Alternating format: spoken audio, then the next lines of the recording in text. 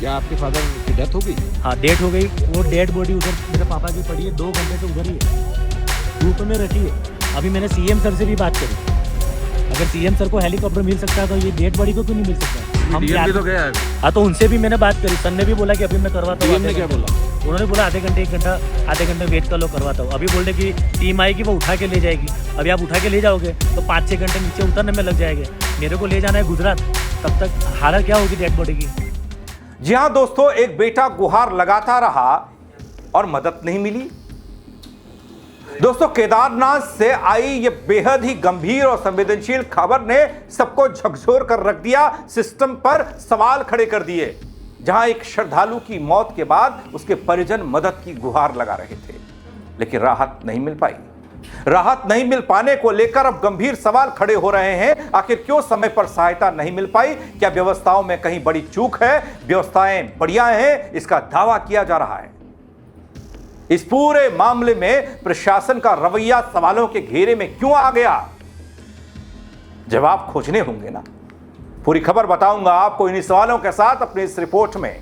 Video को अंत तक जरूर देखिएगा दोस्तों, बेहद संवेदनशील है। किसी के साथ भी कोई भी घटना घट जाए तो उसको ऐसी घटनाओं में तुरंत सहायता मिलनी चाहिए, चाहे वो देशी हो, विदेशी हो, स्थानीय हो, कहीं का भी हो।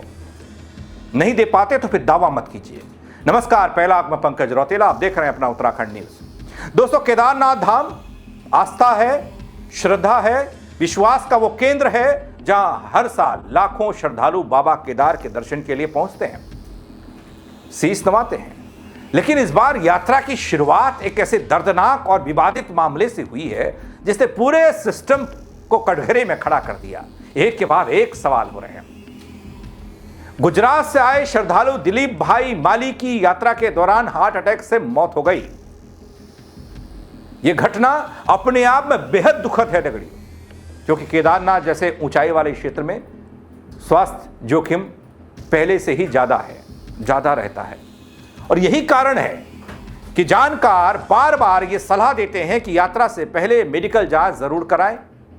लेकिन सवाल सिर्फ मौत का नहीं है, किसी शख्स का केदारनाथ में चले जाने का नहीं है।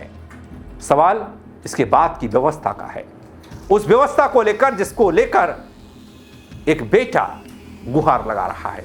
थोड़ा सुनिए। कहाँ से आए आप? क्या नाम है आपका? गुजरात से आया हूँ, बड़ौदा से, और मैं टूर ऑपरेटर हूँ। त्रिमूर्ति टूर्स एंड एडवेंचर करके मैं पूरी संस्था चलाता हूँ, और इधर हर साल मैं 500-600 लोगों को यात्रा करवाने के लिए लेके आता हूँ। केदारनाथ में भी आपके साथ क्या प्रॉब्लम है? केदारनाथ में देखो, मॉर्निंग में आज ये साल मेरे फादर मदर दोनों आए यात्रा करने के लिए। मॉर्निंग में उनको कुछ हार्ट का इश्यू हुआ, कुछ प्रॉब्लम हुई, चक्कर खा के पड़ गए। तभी मैंने 100 पे कॉल करके मेडिकल टीम बुलाई। उन्होंने बोला 5 मिनट में आते, 10 मिनट में। 1.5 घंटे तक बंदा कोई नहीं आया, तो मैं पिट्ठू में बिठा के हॉस्पिटल ले गया। उधर डेट डिक्लेयर कर दिया। इधर हम लेके आए, उन्होंने इधर भेजा है, मेडिकल टीम वालों ने भेजा है कि हेलीपैड से आपको नीचे पहुंचाएंगे। क्या आपके फादर की डेथ हो गई? हाँ, डेथ हो गई। वो डेड बॉडी उधर मेरे पापा की पड़ी है, 2 घंटे से उधर ही है, धूप में रखी है। अभी मैंने सीएम सर से भी बात करी, अगर सीएम सर को हेलीकॉप्टर मिल सकता है तो ये डेड बॉडी को क्यों नहीं मिल सकता? डीएम भी तो गया है अभी। हाँ, तो उनसे भी मैंने बात करी। सर ने भी बोला कि अभी मैं करवाता हूँ। डीएम ने क्या बोला? उन्होंने बोला आधे घंटे वेट कर लो, करवाता हूँ। अभी बोल रहे कि टीम आएगी, वो उठा के ले जाएगी। अभी आप उठा के ले जाओगे तो 5-6 घंटे नीचे उतरने में लग जाएंगे। मेरे को ले जाना है गुजरात, तब तक हालत क्या होगी डेड बॉडी की? उनको इतना समझ है। हम डीएम ने क्या बोला? उन्होंने ऐसा ही बोला कि वो आप देख लो, डीजीसी से बात कर लो। उन्होंने अलाउड नहीं किया है। आपने बताया नहीं डीजीसी से मैं कैसे बात करूंगा? डीजीसीए को ही मेरे को बात करनी है कि अलाउड। लास्ट ईयर भी कुछ लोगों की डेट हुई थी, तो उन लोगों को आपने नीचे पहुंचाने की व्यवस्थाएं करवाई थी। तो इस साल आपने ये नियम में क्यों बदलाव कर दिए? अगर करे भी है तो उसको आपने बाहर जाहिर तो किया नहीं कि ऐसी कुछ सिचुएशन होगी, ऊपर आके कोई मरता है तो आपको खुद बंदोबस्त करना पड़ेगा। दोस्तों, आरोप यह कि मृतक के पुत्र हेमंत माली अपने पिता के पार्थिव शरीर को हेली सेवा के माध्यम से नीचे लाने के लिए लगातार अधिकारियों से गुहार लगाते रहे।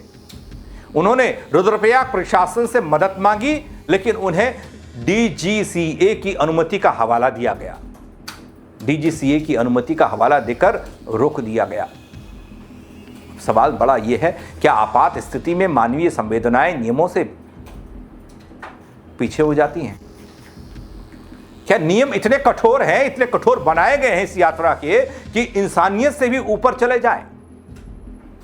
दोस्तों, इस बीच यह भी आरोप सामने आया कि इस दौरान कुछ अधिकारी हेलीकॉप्टर से वहां से रवाना हो गए, लेकिन उसकी मदद नहीं हुई जो मदद की गुहार लगा रहा था।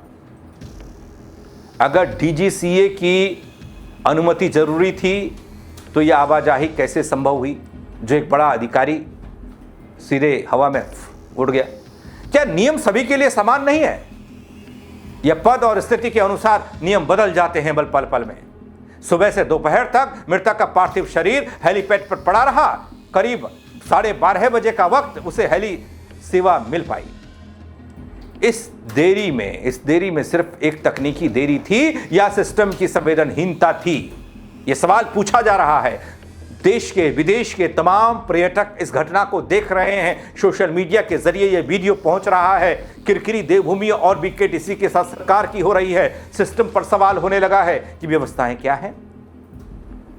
केवल एक परिवार की पीड़ा नहीं दिखती यहां, ये पूरे चारधाम यात्रा प्रबंधन पर एक बड़ा सा काला ठप्पा लगने वाला है, ऐसा कह सकते हैं ना? क्योंकि लोग तो यही सोच रहे हैं, यही कह रहे हैं, देखिए व्यवस्था अच्छी बताई गई लेकिन वहां तो यह व्यवस्था है। क्या केदारनाथ जैसी कठिन भौगोलिक परिस्थितियों में आपात सेवाओं को और ज्यादा तेज, लचीला नहीं बनाया जाना चाहिए? हर श्रद्धालु को समान सुविधा और सम्मान मिलना चाहिए, नहीं मिलना चाहिए? चाहे वो किसी भी राज्य या किसी भी पृष्ठभूमि से आता है, उसे इस बात के लिए क्या परेशान होना पड़ेगा? और उसके पिता का देहांत केदार के दर पर हुआ है तो उसको मदद नहीं मिलेगी? सबसे अहम बात यह भी, क्या देवभूमि में व्यवस्था इतनी मजबूत है कि वह हर परिस्थिति में इंसानियत को प्राथमिकता दे सके? दोस्तों, ऐसे बहुतेरे सवाल हो सकते हैं जो इस तस्वीर के सामने आने के बाद आपके जहन में भी आएंगे। लोग पूछ रहे हैं। चारधाम यात्रा सिर्फ एक धार्मिक यात्रा नहीं है दोस्तों, ये देश भर के, दुनिया भर के करोड़ों लोगों की आस्था का प्रतीक है। लेकिन अगर ऐसी घटनाएं बार बार सामने आती रही तो क्या यह आस्था व्यवस्था पर सवाल खड़े करेगी?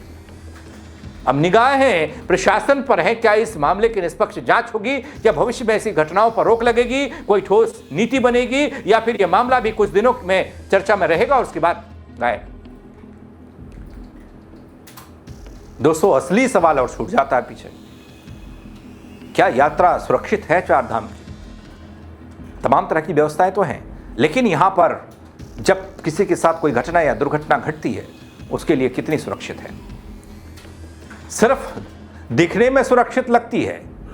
और क्या देवभूमि की पहचान केवल आस्था से रहेगी या व्यवस्था पर उठते सवालों से भी जुड़ती रहेगी? आंसर इसका मिलेगा, क्वेश्चन का आंसर मिलेगा, तभी जाकर हम जवाब दे पाएंगे दुनिया को। दोस्तों, इन सवालों के बीच चारधाम यात्रा कितनी महत्वपूर्ण है, ये तो सभी जानते होंगे ना। सरकार, सिस्टम, बीकेटीसी, जिलाधिकारी, रुद्रप्रयाग, व्यवस्था और संस्कृति की रीढ़ है चारधाम यात्रा अपनी देवभूमि की।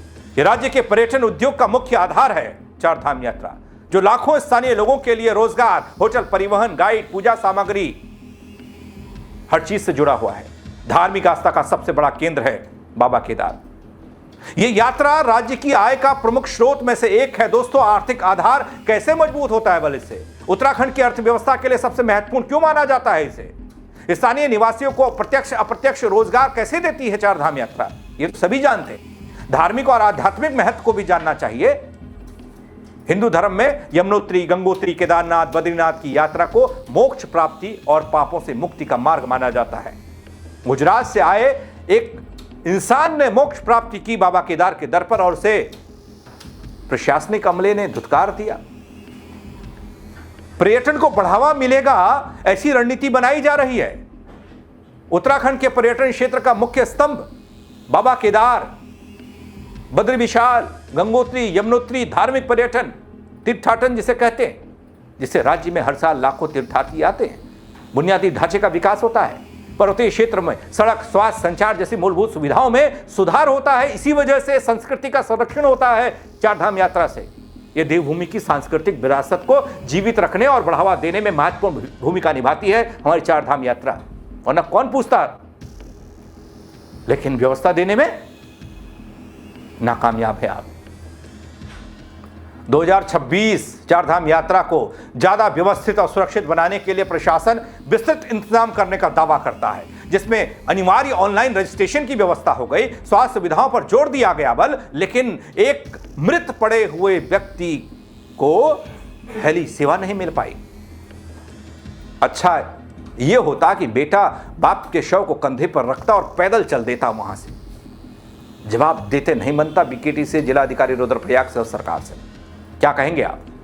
कमेंट के जरिए अपनी राय दीजिएगा दोस्तों। इस खबर को लेकर शेयर कीजिएगा ताकि और लोग भी बता पाएं। अगर आप फेसबुक पर देख रहे हैं तो फॉलो कीजिएगा, यूट्यूब पर देख रहे हैं सब्सक्राइब कीजिएगा। मेरे साथ जुड़ने के लिए दगड़ियों आप सबका बहुत शुक्रिया। जय उत्तराखंड। क्या आपके फादर की डेथ हो गई? हाँ, डेथ हो गई। वो डेड बॉडी उधर मेरे पापा की पड़ी है, 2 घंटे से उधर ही है, धूप में रखी है। अभी मैंने सीएम सर से भी बात करी, अगर सीएम सर को हेलीकॉप्टर मिल सकता है तो ये डेड बॉडी को क्यों नहीं मिल सकता? डीएम भी तो गया है अभी। हाँ, तो उनसे भी मैंने बात करी। सर ने भी बोला कि अभी मैं करवाता हूँ। डीएम ने क्या बोला? उन्होंने बोला आधे घंटे वेट कर लो, करवाता हूँ। अभी बोल रहे कि टीम आएगी, वो उठा के ले जाएगी। अभी आप उठा के ले जाओगे तो 5-6 घंटे नीचे उतरने में लग जाएंगे।